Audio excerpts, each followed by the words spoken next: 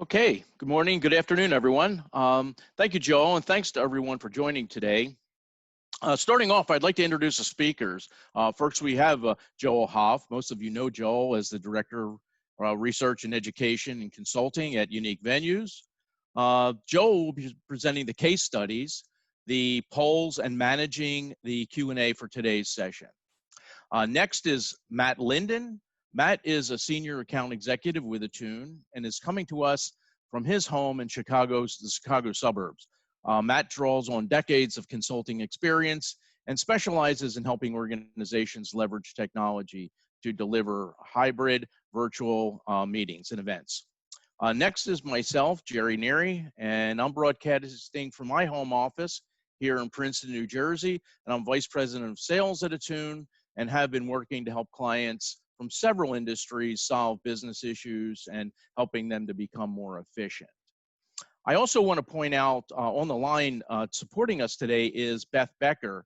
Beth is with us here at Attune and has over 20 years experience in travel, hospitality, meetings in various industries. Her expertise is project management and has worked with many meeting and event planners to deliver strategic events for several Fortune 500 companies. Beth's role will be to help answer any planning or delivery questions or implementation questions after today's session.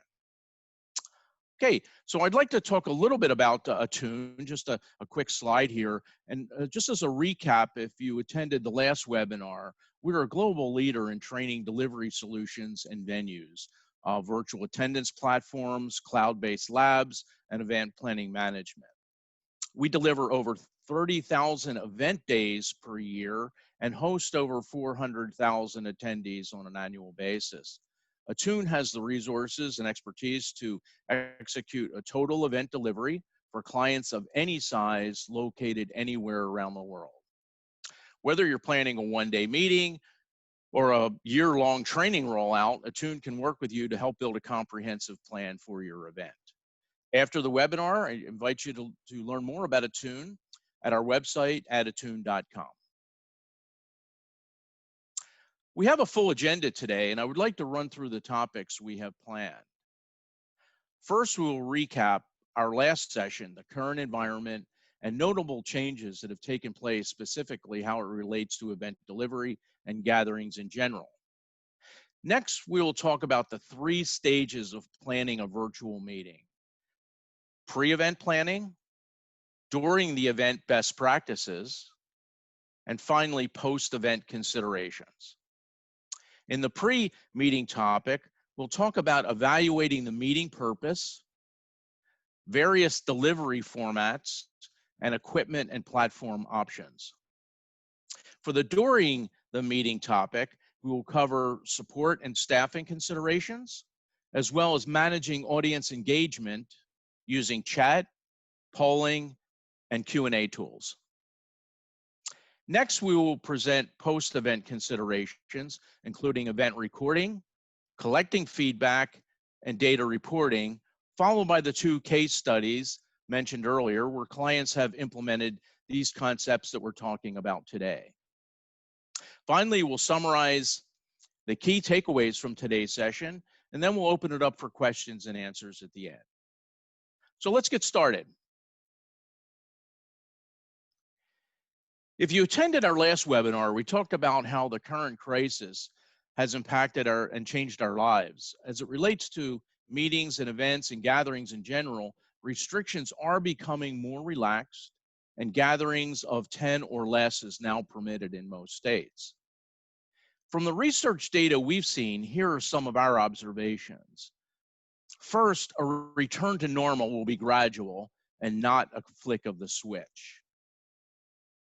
Permissions will vary by state and sometimes by municipality, so it's important to keep on top of government communications.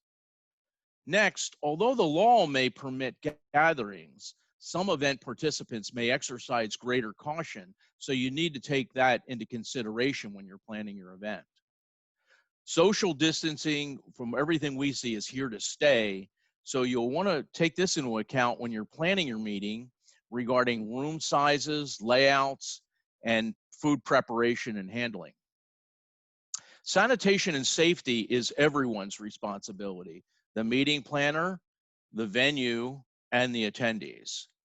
And finally, virtual event delivery has moved from a back burner concept to now top of mind considerations.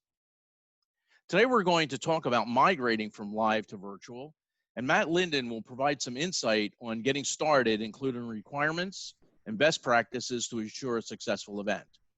Turning it over to you, Matt. Okay, thank you, Jerry and Joel, and thank you all once again for joining us here today.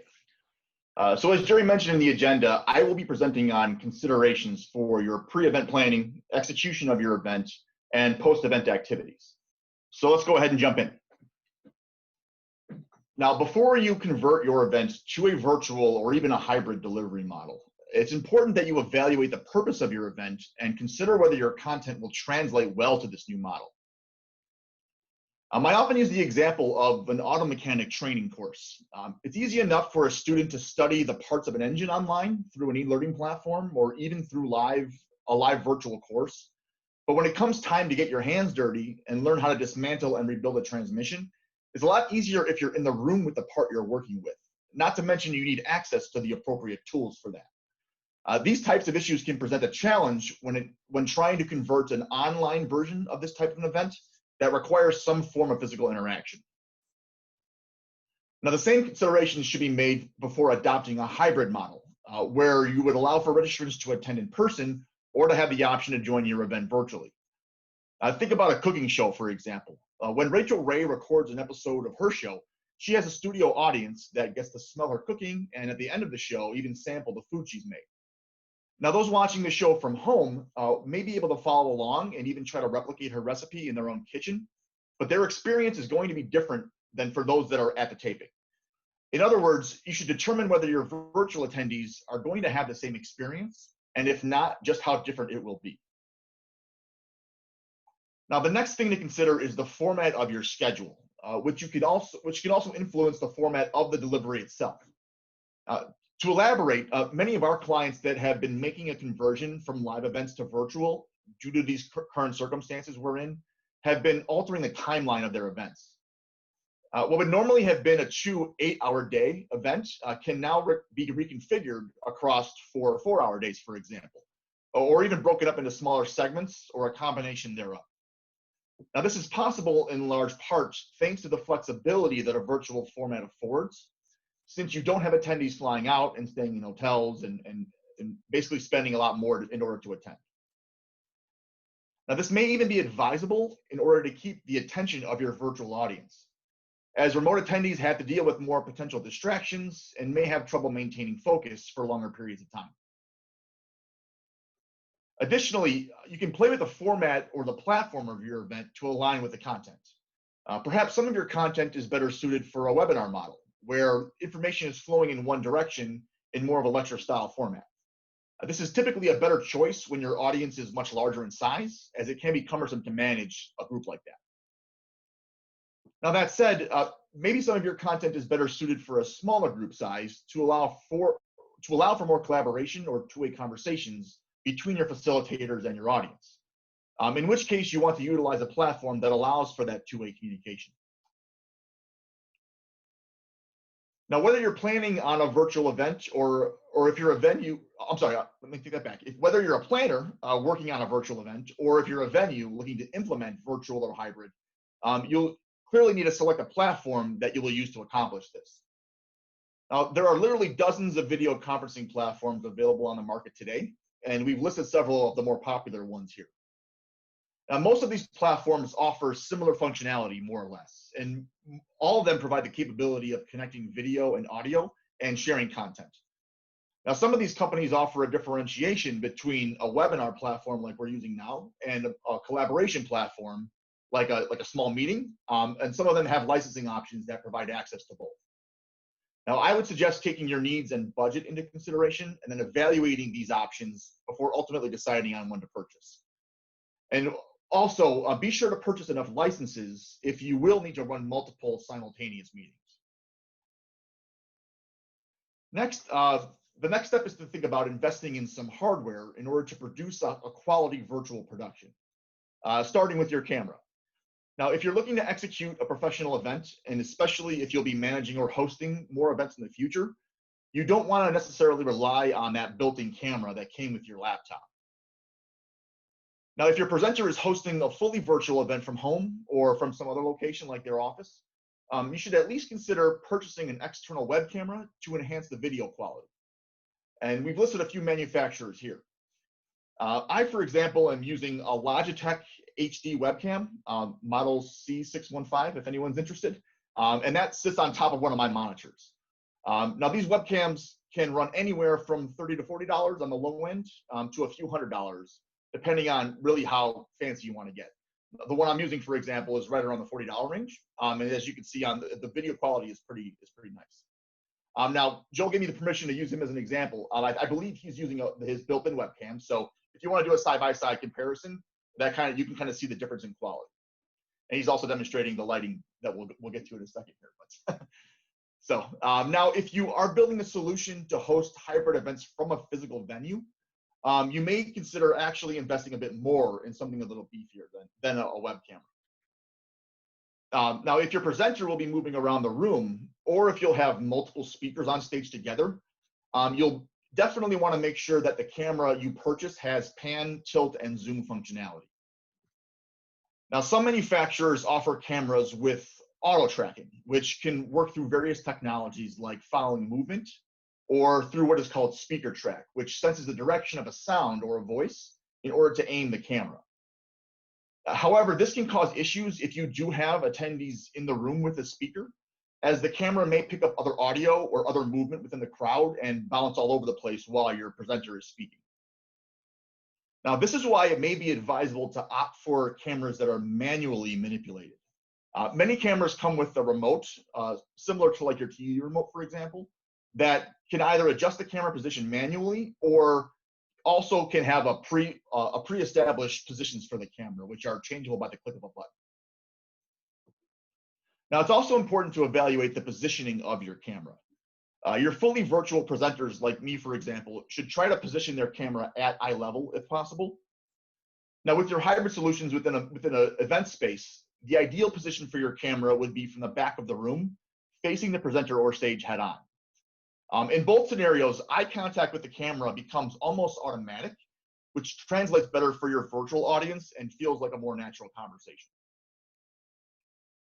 Now, before I move on, I do want to clarify that these examples I provided here are more appropriate either for your deliver from home virtual events or for building out a solution for a meeting room or a lecture hall type venue. Now, if you're looking at adding a virtual component to a large conference or symposium where you have hundreds of thousands of people attending, hundreds or thousands of people, you'll want to engage with a professional AV company that can provide something more along the lines of television or film quality cameras, as well as experienced operators to run those cameras. Okay, next is your microphone, or in some cases, microphones. Again, it's a good idea to invest in an external microphone to improve the audio quality for your virtual presentations. Now, for a venue or for a hybrid venue setup, make sure you consider both the audio for your presenters as well as audio from the people attending the event in person. Now, one suggested setup would be to include a lapel microphone that is worn by the person presenting, as well as additional microphones within the audience to catch questions or comments that those on-site attendees may be asking. This allows your remote attendees to hear both sides of any conversations that are happening within that room. Now, depending on your platform or the size of the room that you're in, this may require purchasing some additional audio mixing equipment and or software, especially if you're planning on incorporating multiple microphones within that larger space. Now, keeping with audio considerations, you also want to be sure that your on-site attendees can hear and see those that are dialing in virtually. Now, this isn't as much of a concern if you're conducting a webinar like we are today, or even if your presenter is conducting a fully virtual event using a personal microphone or a headset. But piping that remote attendee audio into that room not only allows your presenter to hear those questions or comments, but it also allows your in-room audience to hear them as well. Additionally, incorporating screens or monitors to display those virtual audience members comes with a number of benefits. First off, again, your in-room audience can now see the remote attendees just like they can anyone else that's in the room with them. But perhaps more importantly, this acts as a constant reminder to your presenter that there is, in fact, a remote audience. Now that they can see those attendees on screen, they can be sure to keep them in mind and work on engaging them whenever possible. Plus, if your remote attendees are made aware that they're on screen, they are more likely to pay attention and remain engaged throughout the course of your hybrid event. Not to mention, your instructor or presenter then has the ability to read nonverbal cues, like if someone raises their hand, or if they're nodding off, or if they look like they're distracted. Now, finally, lighting and shot framing may be the two most overlooked elements when it comes to planning a virtual event. But these items can be just as, if not more important than planning your wardrobe or fixing your hair or makeup or shaving your face.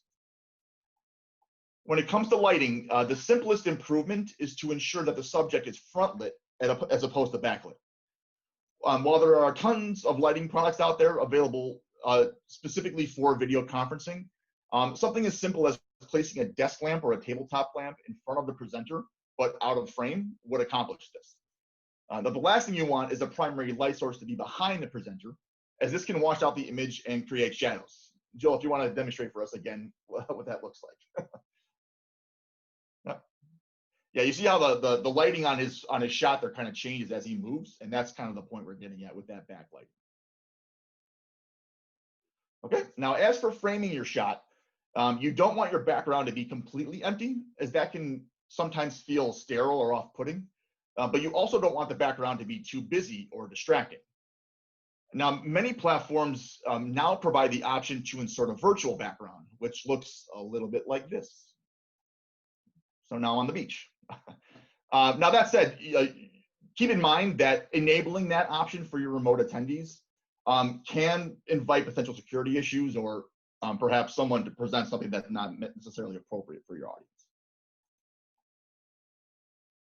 Okay, switching gears a bit. On last week's webinar, we received a couple of questions about accessibility or captioning for virtual attendees. Some of this will be dependent upon the platform you're using.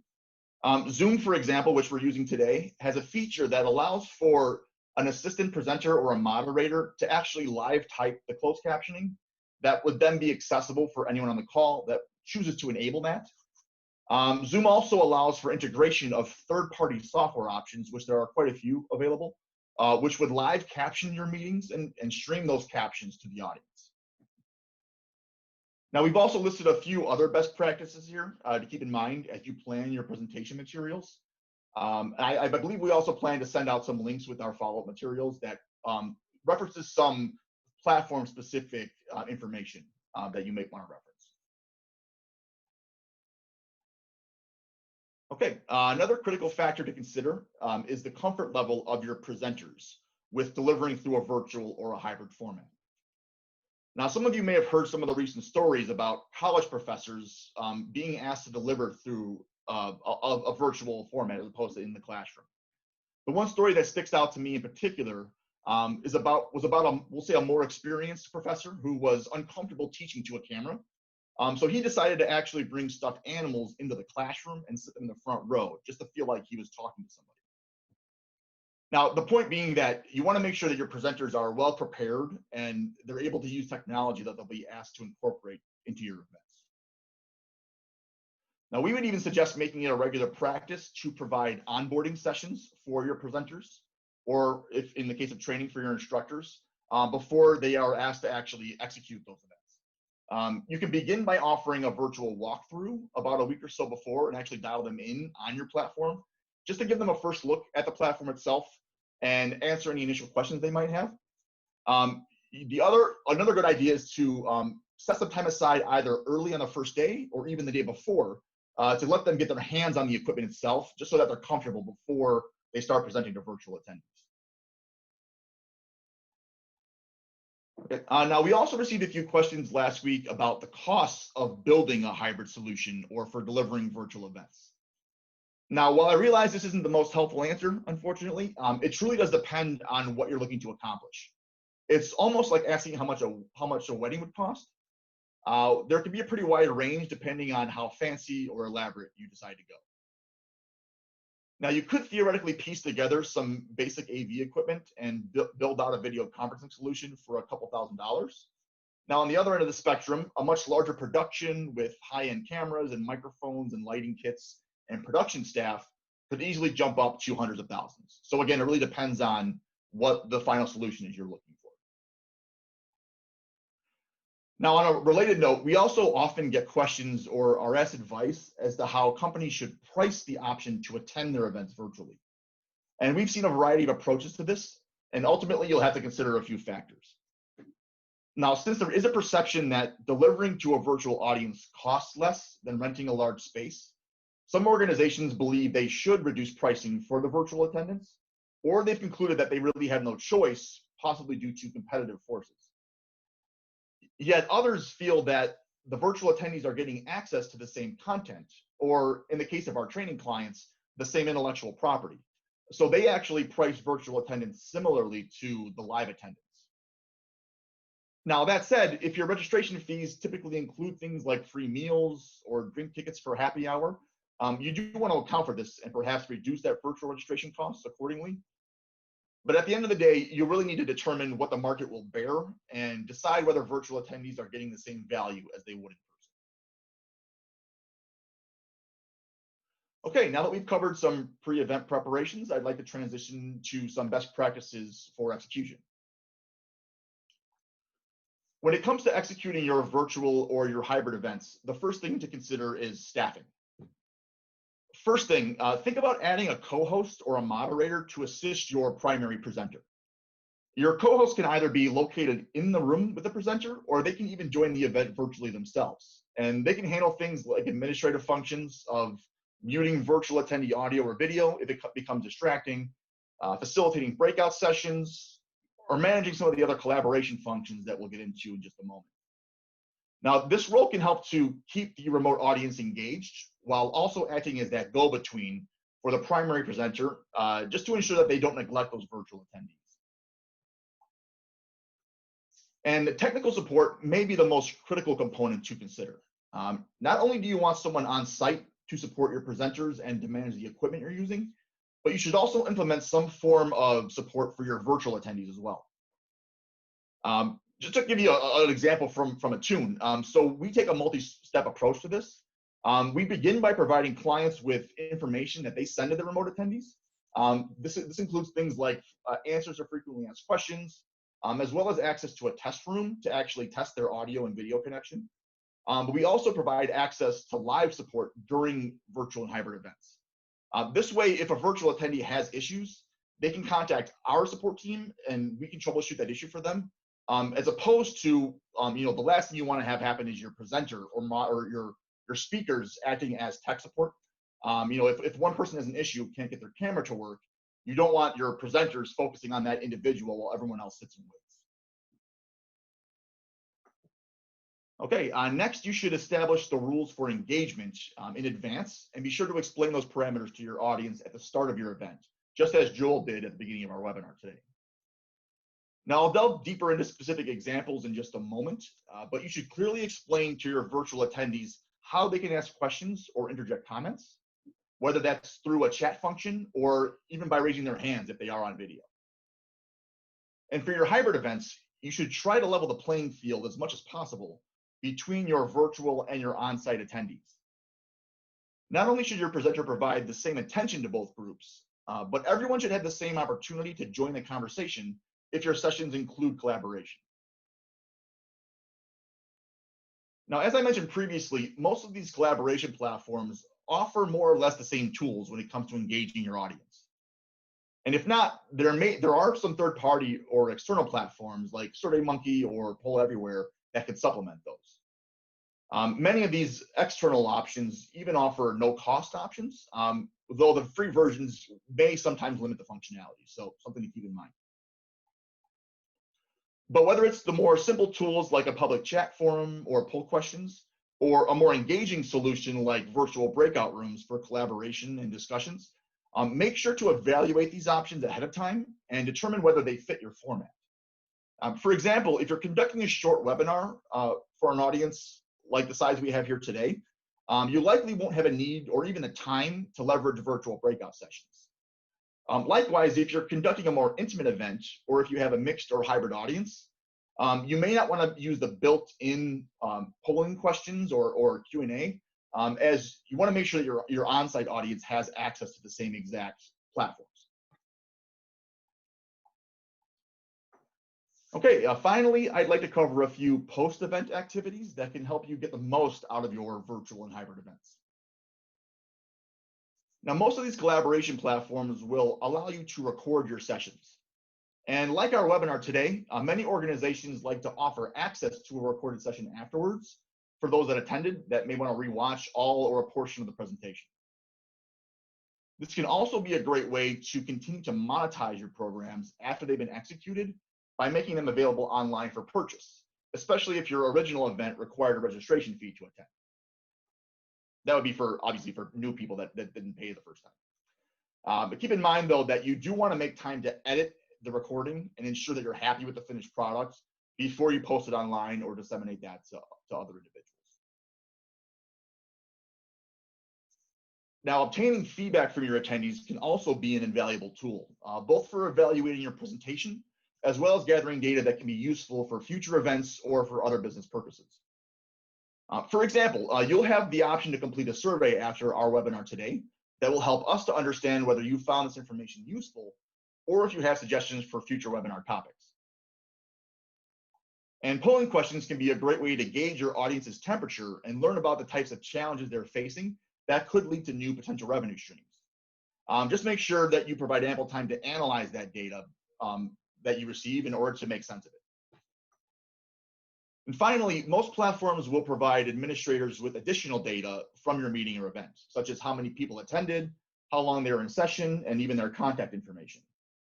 Now, as with your direct feedback, this data can all be incredibly valuable for fine-tuning your presentations to make them more engaging, or for following up with your audience to continue conversations. Okay, with that, once again, thanks for listening to me ramble. I'm going to go ahead and hand it back to Joel, who will be presenting a couple of case studies that will further illustrate some of the points we've made so far. Joel? Thank you, Matt. And for everyone out there, I just launched the planner-specific poll. So if you are a planner, please go ahead and respond. I didn't share the results of the venue one because I don't want to bias the planner poll, but once the planner one is done, I'll share both of them so people can compare and contrast. So what I'd like to do today is just share a little bit about a couple different case studies that allow us to talk about the things that Matt has illustrated in a real practical application. So the first case study will be what we're doing here at Unique Venues. Ever since COVID-19 hit, we have really ramped up our programming and made it available for not just members, but non-members and planners and industry professionals and anyone. We've even had students from some hospitality program classes that have been required to log in and watch some of our webinars. And so I want to talk a little bit about kind of what goes into making all of this happen.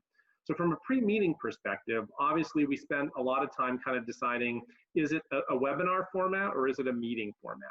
And obviously for things like today, where we are delivering a lot of content and we're doing it with experts and individuals that have knowledge of the subject, we typically choose the webinar format. And we do that because we want to make sure that we don't have a lot of distractions going on during the transfer of knowledge. Nothing is more frustrating to a speaker on stage, a keynote, when you've got little small groups of people having side conversations. The same thing would happen in a virtual or hybrid setting. And so we choose the webinar format because it keeps people on mute and allows us to interact in ways that lets the presentation roll and things like that. Whereas we do have some sessions that we hold, like our member group therapy sessions and our planner roundtables, where we actually want people to be on screen and talking with one another. And so for those, we actually use the meeting format. Then we end up with, at one point for one of them, we actually had like 110 people on screen, which was a lot to manage, but everyone could be seen, everyone could be heard, and we had to make sure that we had a good format for kind of fostering that dialogue and participation throughout. And in doing that, it really required us to think about staffing. So for a webinar, you can see that today I'm kind of hosting and moderating, and Allie is on with me. She's helping to manage the chat box so I don't have too much to pay attention to. And we found that the two of us can really handle anything up to 500-600 people without much of a problem. But for those Zoom meetings, when we've got lots of people on screen, Zoom only allows you to see 25 people at a time. So if you've got 100 people in a meeting and you're asking people to raise their hand, or you're looking for visual cues to know who wants to speak, it really takes 2 or 3 people to assist with watching and being able to signal, hey, Joel, Mercy's got a comment, or hey, it looks like Jerry has something to say, so that you can keep things rolling along. And finally, pre-meeting wise, we don't go to great lengths to worry too much about presenter preparation, because in most cases, we're recruiting people that are the experts in their field. But we do make sure that we have practice time set up before all of our events so that we can log in, make sure that everything's working correctly and that the slides are all set up and sound and lighting is good, and then we get rolling with it. Next slide, please. During the meeting, as you can see today, we have a lot that's going on. And we do that because we want to keep the engagement up. We want to make sure that people are not just, opening this and then responding to a bunch of emails, or surfing the net and doing online shopping, or whatever it might be. And some of you might be doing that today, and that's okay. There's some great multitaskers out there. But we're really trying to make sure that if people are investing an hour in us, and so we're investing an hour in them. And so that's why we do all the different features that we do on our programming with, again, the facilitation that I offer, and the different kinds of ways in which we interact with the audience. The chat box, not just shout outs, but also letting people ask other questions and get responses from the group. Managing the Q&A and making sure that people can upvote and downvote questions. Running the polls. Again, this is a captive audience. If we send out a survey to members, we're lucky to get like a 15 to 20% response rate. On polls here, I sometimes get 60 to 70% response rates for the questions that we're asking. And it would be a shame not to take advantage of the opportunity to use your audience to go ahead and get information that's relevant and important to you, your business, your event, or your industry when you have the chance to do it. And finally, sometimes we also use small breakout groups with our member group therapy and our planner roundtables, so that we can facilitate even smaller conversations and give people the opportunity to get to know one another. It's hard to do introductions of 100 people, but you can do that for just a few. Now, follow-up for the event for Unique Venues is, again, something that you all have probably seen. We get our videos produced and updated to our website within 24 hours. We do that because we get lots of questions from people that missed it, or are anxious to share it with colleagues or other people that they want to do that. We also circle back around and share the attendee data with our membership team and our sales team. And not that we're doing big hard sales right now, but it is useful for us to know who has attended that maybe isn't a member, or who's a media person, so that we're able to reach out and continue to build connections with people and take advantage of opportunities where they exist. I develop a report, a series of reports after each event, full report for Unique Venues, a panelist report for those that are participating, like the Attune team today, and poll reports that I can share with all the attendees so that you also get access to what we've learned and the data that's been provided. Now, one of the things that I learned early on about Zoom is I expected, like you've seen when I share a poll, it gives you a nice summary of all the results. I assumed when I downloaded my first Zoom poll report that it would give me that summary. It does not. It gives you all of the raw data by attendee, by question. It doesn't even do it in the order that you asked them, which is bizarre. And so the first time I got that, I had to completely recreate all of the summary data. And I thought to myself, aha, I know the solution. I'll just take like screenshots of the summary data when it comes out. But I also figured out quickly that doesn't work really well either, because not only do you have to scroll multiple times and take screenshots, then you still have to go back and type that all up and put it together. And it doesn't allow you the ability to kind of cross-reference other questions and pull that to the, so at this point, I've gotten really good in about 45 minutes after each webinar, just completely recreating those summary screens. And so again, I share that story because anyone thinking about kind of serving this, this need, there's time that goes into it. Upfront, during the event, obviously I'm on a one hour webinar 2 to 3 times a week since the start of COVID-19, with the prep time and the post time and everything else. There's an investment in time that goes into all of these things. And then we put together the information, we send it out to everyone immediately after. Now, the second case study that I'd like to talk about is Arizona Girl State.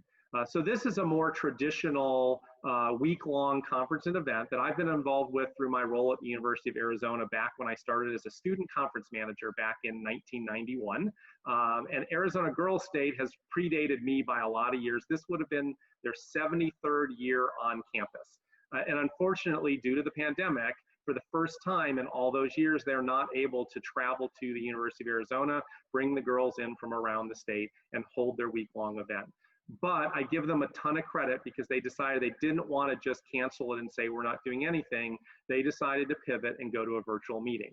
And they reached out to me and said, can you help? And the reason that they did that, one, is because I've known them now for 30 years.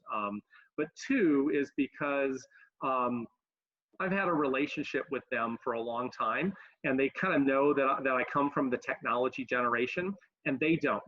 These are all wonderfully dedicated women of the American Legion Auxiliary that are all happen to be mostly, not all of them, but 60, 70, some of them are approaching 80 years old, and they have a passion for teaching about citizenship, but they're not really good at figuring out how to do it on the computer. And so we've been working to sort out how to hold their week-long event.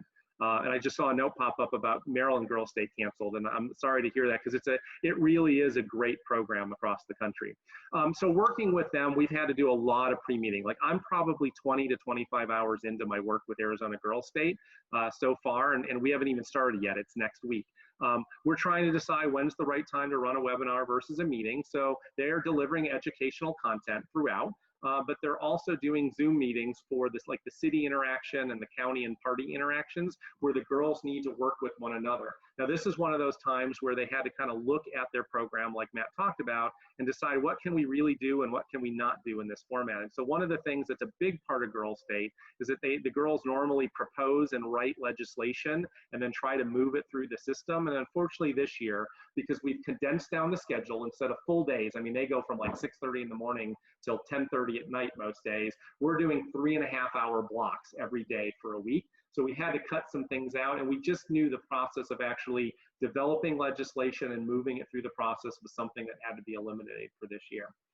In order to facilitate all of the content, though, we're doing a lot of pre-recorded introductions, welcome messages, and delivered content. Because again, people can't show up and stand at a podium and do it, but they can record something. We've actually seen a great response. Normally, they're always inviting the governor and the Secretary of State and other people to come. And this time, and normally they never show up because no one's going to drive to Tucson to do a 10-minute welcome.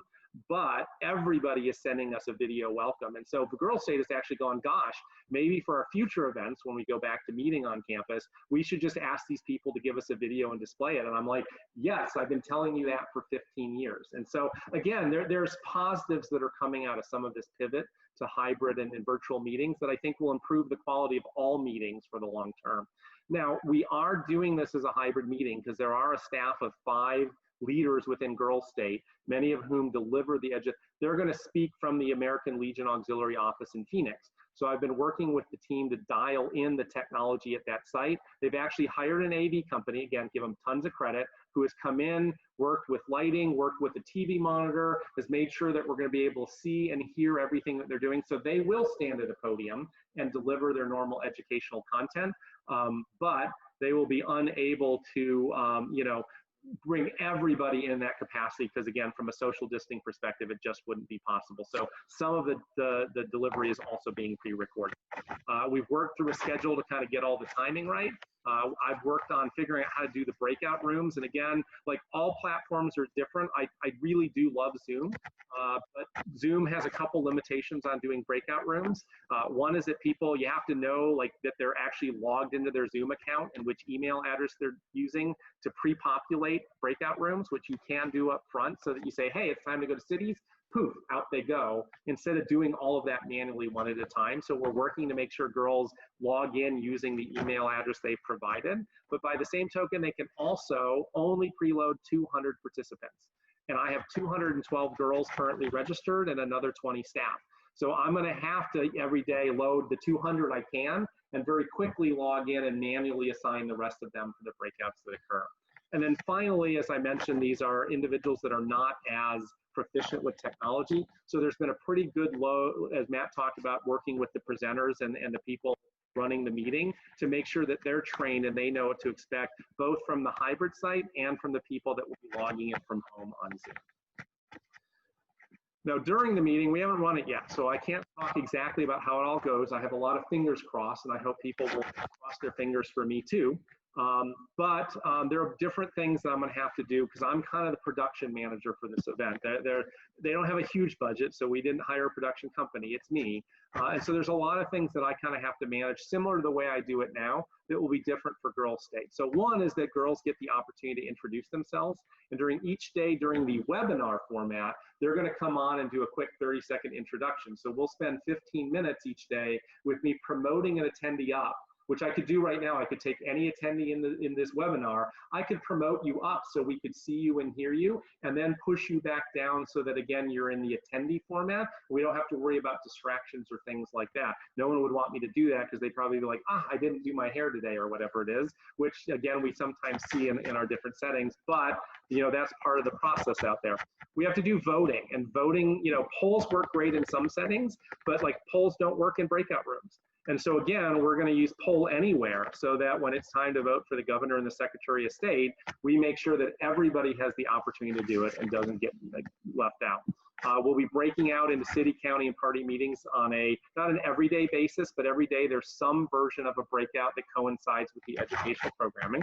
And as I've mentioned, I'm responsible for doing all the management and troubleshooting as we go along. And while I feel very confident, given my last 3 months of experience using Zoom and my prior experience running online and distance education for the University of Arizona, it's the internet. It's a virtual meeting. Things can go wrong.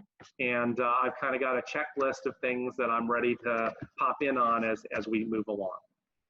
And then finally, for the post-event activities, for Girls State, it's different in that we're going to capture and store all the video because they want to be able to use it for future Girls State sessions. So maybe we get a really great presentation from the Secretary of State that's topical and relevant, but not too much so in terms of what's happening in 2020, and it could be used in 2021 or 2022 if that person's not able to travel to Girls State again. And so we want to make sure that we've got all of that. Each day, I need to quickly get the attendance records to all of the city, county, and Girls State leadership so that they're able to see who has attended and who wasn't there that day and follow up with them, because if girls don't attend, they actually refund the money back to the American Legion Auxiliary Post that sponsored the girls' attendance. And then we're planning a daily debrief, at least for the first couple of days, to kind of check in and see how did we do, were there technical and presentation issues, and what can we tweak or fix for the next day to make it even better. And so again, this is something that is very different than what we're doing in unique venues, but both of them have the same fundamental elements. If you've got to think about what are we doing up front, what are we doing during the event, and what do we do afterwards, and then make sure that we plan accordingly for each of those steps. And so with that, I think we've kind of walked through the case study, so I'll turn it back over to Jerry, who will wrap up here with some key takeaways, and then we'll dive into the Q&A. Okay, Joel, thanks. And just going off mute there. Now to summarize and review some of the key takeaways from the session today. The first point, as it relates to virtual delivery planning, is to view your event from the perspective of pre-event, during event, and post-event delivery. As both Matt and Joel mentioned earlier, there are different requirements, best practices, and considerations for each of those. So it's a good way to kind of segment that event into looking at in those three buckets. For example, in the pre-meeting planning, you want to evaluate the purpose of the content and the purpose of the meeting. You'll want to consider the content and determine the best format to deliver that, such as a webinar or whether you need something more interactive. During the meeting stage, you'll want to think about how best to support the event and whether you need a moderator or assistant to work alongside the presenter to handle tasks such as chat, polling, and Q&A. Also, you'll want to think about the tools you plan to use to keep the audience engaged during that phase, during the meeting stage. And then finally, post-event, you'll want to consider what you'll need to make available to the attendees in the way of a recording or a slide deck for follow-up. You also want to consider how you want to obtain feedback from the attendees. For example, a survey, and Matt mentioned a few products available to do that. To help evaluate, you'll want to help evaluate the event itself and improve future sessions. And then any reporting and analysis you want to perform, as Joel mentioned earlier, he collects a lot of data during his sessions, and also makes that available. So you'll want to consider, the data collecting on the number of attendees, the contact information, how long they remained in the session. That you could segment by the different various audience types, and survey ratings as an example. So that's some of the data you can collect. And that's it for the takeaways. I'll turn it back over to Joel, who will open it up for Q&A. Perfect. And right as I do that, I'm going to share the results from the venue poll. We'll leave that up for a couple minutes, and then I'll share the one for the planner. And again, I do put these together and send them out to everyone that attended within a couple of days after the event, but that's now sharing live.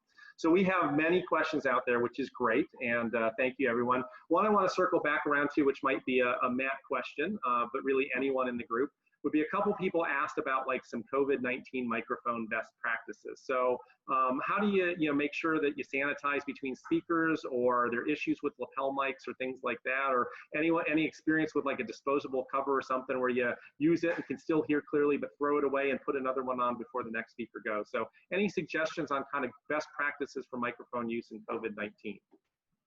Yeah, I'm actually going to defer to Beth on that. Beth, do you have any thoughts you want to share? Yeah, hi everybody. So there are some covers that you can use for your microphones. You can purchase them online just about anywhere. There's a number of manufacturers. It's going to depend on the type of microphone you have, but they do have some caps. Some are cloth, some are more plasticky. You can throw those away. However, they're not necessarily rated for COVID. So for COVID, you do need to have some level of disinfectant. Unfortunately, microphones can be very sensitive to any Lysol or other sprays that you may put on them. So you want to be very careful if you do that. Certainly the recommendation would be if someone has a headset or something like that, that they bring their own. But there are covers that you can purchase for the microphones. And certainly after handling them yourselves, you want to wash your hand as well and make sure that you take your precautions too. Yeah, Beth, I would just add to that yeah, the liquids and so forth, like Lysol, obviously would be damaging to the microphones. But probably the best you could do at this point, besides the coverings that Beth mentioned, and maybe you still have to sanitize those, is just have some sanitized wipes handy. And it's also important to provide the instructions. In our venues, we're really placing a lot of emphasis on, instructing the staff and the attendees on things to do and not do. So having those wipes handy at where the microphones are, and instructing the presenter to to clean those after their presentation is, I think, one of probably the best things you can do at this point. Yeah, and we can, certainly within your facility, you can clean them. There is something called microfoam as well. But again, I don't know that has COVID disinfectant rating in it that would meet that criteria. But there is a foam that then you don't have to spray onto the microphone. But anything that you can do to kind of wipe them off after use or to cover them is going to help to prevent that. Great. Thank you for that. One more thing to add, Joel. Yeah, good, Matt. Yep. Sorry, real quick. I noticed some comments in the chat. The best solution is if you have multiple microphones and everyone has their own. That way you don't have to worry about passing them. The other option is someone mentioned a boom microphone, or in some cases there are omnidirectional microphones that can pick up audio from a group. So that obviously gets rid of that issue with infecting microphones and passing them. But that said, make sure you test all that before you execute something, because some of those microphones may not pick up audio as well as a personal microphone. Right. Great. All right. And I just shared the poll results from the planners. So again, if you want to take a look at that, you can. We got a few questions as well about kind of what's best practice, or what do you think is the best way to handle sessions? Is it best to pre-record videos, or best to kind of just go with it live? Is there kind of a best practice? And also recommendations for platforms for doing it. Someone noted that they had recorded some in Zoom for a webinar and they came out blurry. So is there a better platform or tool that you recommend? So again, thoughts on videos and incorporating them into your presentation. Yeah, so I have some thoughts on that, and then I think Beth might want to share some thoughts as well. But from my experience, just working with clients, pre-recorded content is great if it fits your format. Obviously, if you're doing something more collaborative or a smaller group, pre-recorded sessions aren't going to work as well because there's no way to communicate with the presenter. So again, keep in mind, make sure to tailor it to whatever your materials are, whatever your content is, whatever your group size is. As far as sharing pre-recorded content, I have had clients that have had issues sharing streaming video through a Zoom meeting. Now, there are ways to kind of get over that. Part of the issue is that whether or not the attendees have strong bandwidth. Zoom itself runs on a pretty minimal amount of bandwidth, but once you start sharing streaming video, that can become an issue. That said, I've had clients who actually send a link to pre-recorded content on on something like YouTube, for example, that people can click on and watch for a short time and then come back to the meeting itself. But something to keep in mind is that you want to make sure you test that. It sounds like this person did test theirs and had some issues. But Beth, do you have any thoughts on that yourself that you wanted to share? So the only thoughts I do have is sometimes it depends too on how much you've adjusted the size from how you recorded it. So if you recorded it in one size and then you're trying to blow it up to a bigger screen, you may get some pixelation and some blur. I have heard a lot of planners who are recording the events so they have backup in case they have a technical glitch. They can then throw up the pre-recorded version and they don't have to, worry if the speaker bandwidth goes down or connection goes down. They still have a pre-recorded session. So that may be a good idea as a backup. As Matt said, we've seen people who have put in pre-recorded versions and it seems to work, but it's probably best to do it live, seems to have the best result, and then maybe have that pre-recorded as a backup. And I would tend to agree with all of that. I mean, again, that's why we're kind of doing a mix of things with Girl State. We want to be safe and make sure. I mean, some of it's time, obviously, but some of it is people worrying about whether their internet connection will be reliable and stable. And if you're the Secretary of State, the last thing you want is to be doing your speech and then have your internet cut out or have you looking like Max Headroom from the 80s. I know I just dated myself, but kind of going in and out as you're doing your presentation. And so I agree. I think you kind of have to look at your schedule and look at the types of speakers and the types of content that you're delivering and decide, is it okay if we have a little glitchy or if it's not as polished, or is this something that really just has to roll out? And then again, I'm much more confident with people that have kind of filmed them in an actual filmmaking app. Again, I have a couple on an iPhone. Like I had one actually send me their video. They turned it sideways and they turned it the wrong way. So now the whole video is like this and I have to fix it. But anyways, I'm much more comfortable with someone that has done that than saying I did it. I just opened up a Zoom meeting and made it happen. Although if you have a good, strong connection, that can work just fine too. All of our recordings capture to my laptop and we put them out and they look pretty good most times. So again, it just kind of depends on all those environmental factors out there. Yeah. Hey, Joe, I'll just add to that too. One of the considerations, you may think about, one of the overall objectives when you're doing a virtual event or any event really is you want to eliminate the variables of things that can happen or things that can go wrong, right? So when you're recording events and then you're transmitting or streaming those events, there is potential, in a technological way for things to go wrong. So you really want to eliminate those kinds of things. So when you're doing the event, and when we do all our events, they're all live, and then we'll send a recording out of that live session. So what we'll do is we'll test out that recording, before we send it out and make sure people can access it and so forth. But, all right, I did launch the session evaluation. So those of you that are jumping off, please make sure that you go ahead and fill that out before you go. We do value your feedback. Had you picked up on another question? And if so, go ahead and roll with it. Yeah, there were a couple I wanted to touch on. One was a question about the length or the duration of virtual events, and there isn't really a single good answer to that. It really does depend on your content, kind of like I mentioned earlier.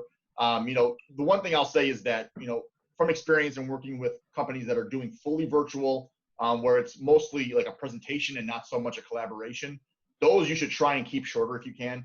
For example, everyone on call today, this is an hour. Imagine sitting through this for 8 hours and not having much input yourself or, being able to take part in that. It's kind of hard to keep that remote audience who is off camera engaged for a full day. So, that's one thing to keep in mind. Now, that said, if you're doing more of a meeting, we have clients that run multi-day meetings that are going for 8 hours a day. So it's certainly, it's not impossible to execute an event like that. You really just need to keep in mind that you want to make sure you're engaging those people dialed in virtually, that you give them a chance to take part in the conversation, and that way they continue to pay attention, essentially. So. Okay. Yeah, Joel, I picked up one question Yeah, there. go for it. Earlier was one of the attendees asked about execs attending the meetings and kind of what is the best time, morning, afternoon, or later in the day. And you know, my thought on that is probably as early as possible, in terms of, you know, when kind of everyone's fresh. The exec is fresh for the presentation. The audience is fresh to really, you know, absorb what's being said. But obviously you want to take into consideration, you know, any time zones and things like that that may come into play. But probably the earlier the better, when you're having execs involved in a presentation, but weighing that against, you know, the time zone constraints that you might have. Yeah. Someone just asked if we could do kind of the side-by-side comparison. Mercy, would it be okay if you stopped sharing your screen? Which is fine, because I know it's just the final slide there. So people can see both of us right now. So you can kind of see the difference between Matt's screen and my screen. But what you can also see is as I move around, like oh, look, I've joined the witness protection program, right? Because I'm backlit right now. And again, you can see that while my camera quality is fine, again, it's a good laptop, it's definitely not as crisp and clear as what Matt's is, because he's using an external camera that's designed specifically for doing this. And with his lighting in his room, as he moves around, if he does the similar kind of motion that I'm doing, you're not going to get the same variation. Again, you can see how dramatically dark sometimes as mine is doing. And again, just so y'all know, it's because I'm working at my dining room table. And I don't have an appropriate space yet to do that. But coming soon, you're going to eventually, and hopefully another month, you're going to see my whole background change when I get into my new office. So, all right, we're right about at time. I want to ask kind of one last question here, and I want to come back around to it because it kind of hung out there from the beginning. But I think it's an important one to answer, which is, early on, Jerry, you said social distancing is here to stay. Can you elaborate a little bit on what you're hearing about that, or at least why you feel that way, and any other panelists as well? I mean, why do we feel like some of the things we're talking about for virtual and hybrid meetings are here to stay? Yeah, what I was referring to is it's here to stay for the moment that we're in. So what we're experiencing is venues are starting to open up. They're starting to open up with some restrictions around, you know, around distancing, which are really the same as what what we've been experiencing. So 10 and under seems to be the suggestion right now. Having those 10 and under in a particular facility. So it's here to stay for the time being. I think what I'm hearing now is they're actually going from 6 feet or 6 meters down to 3 meters as a potential for distancing. So the environment that we're living in today, it's kind of here to stay in the moment we're in. That may change, and we're following the guidelines that everyone else is with regards to CDC and the medical experts, and we're taking our cues really from them. Yeah, you know what? One thing I think might be pertinent to this conversation is, just 2 points actually. First off, being that we kind of work in many geographies, we're seeing different process or progress in every city. Every city has their own rules in place, and they're changing their rules as they see fit based on what that city or that location is experiencing. So, again, there's not really one set answer to this. It really depends on where your event's happening and what the local government has decided to implement as far as rules and restrictions. Now, the other side of that, though, I wanted to kind of point out too is that, part of this depends on the comfort level of the people attending your event. So something to think about is not just what the rules are going to be, but, whether the people that are attending my event feel comfortable in that environment. So, something to think about. I know we can't read minds of people, but that's something that you want to maybe, spend some time and think about how you're going to address issues that might come across by people paying to come in and actually attend your event. One of the points I brought up earlier about it's not going to be a light switch that just comes on and everything will be back to the way it was maybe 3 or 4 months ago.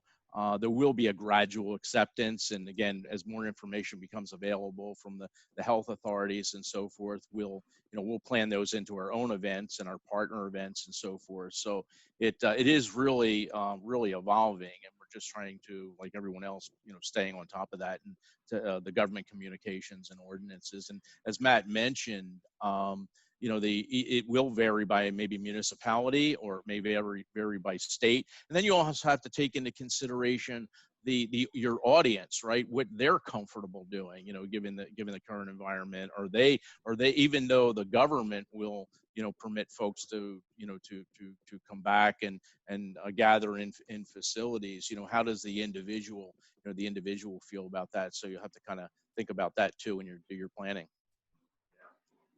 Okay, well, I think we're right about at the end of the time, and I want to thank the Attune team again for helping us with this webinar. I'm going to cross my fingers and hope that we can recover the bulk of the recording for this. Otherwise, it's going to be, you know, my own.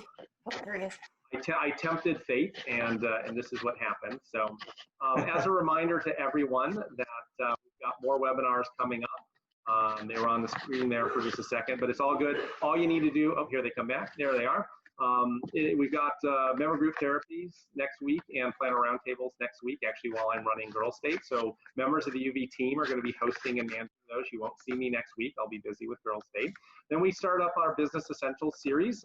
First one on sales that I'm doing on June 30th, the Used Car Salesman's Guide to Selling. I'm looking forward to delivering that one. And Chuck Salem will be doing one on customer service on July 7th. And then we roll into some more member group therapy again, followed by part 3 of this on July 9th, where we'll actually be executing a meeting from the Chicago site as well as virtual on the webinar here, doing some TED Talk style presentations, and then connecting all the tissues from part 1 and part 2 to the event that we host on that day. So again, you will need to register for part 3 if you haven't already. And with that, I just want to say thank you for everyone for attending today. We really appreciate your time and attention. Look for some stuff from me within the next couple days, and everybody have a great afternoon. Thanks and take care. Thanks, everyone. Bye-bye. Bye now.